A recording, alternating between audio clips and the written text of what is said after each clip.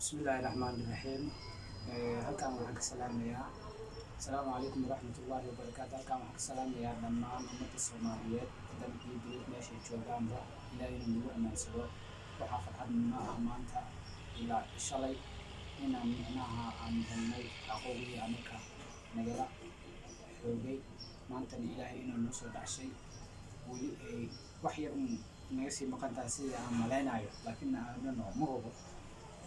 Waana farxad intii u istaagtay oo xaqaas noo soo dhicisay iyo aqoontii dadkii juhdigooda ku bixiyey, maalkooda ku bixiyey, dhammaantooda halkaan ugu mahadcelinayaa.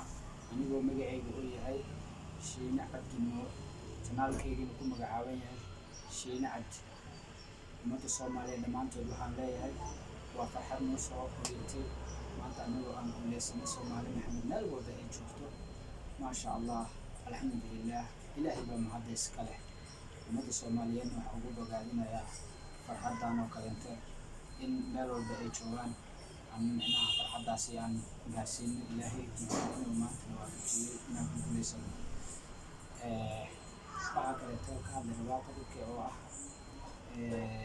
Soomaaliya haddii dowladdeenu ay xoogaa daciif tahay, waxay u maleeyeen dalkeena aqoon-yahanadooda inay daciif yihiin, laakiin aqoon-yahanadii Soomaaliyeed inaysan daciif ahayn, xaqooda meel walba u yaalla oo ay ka dhacsan karaan.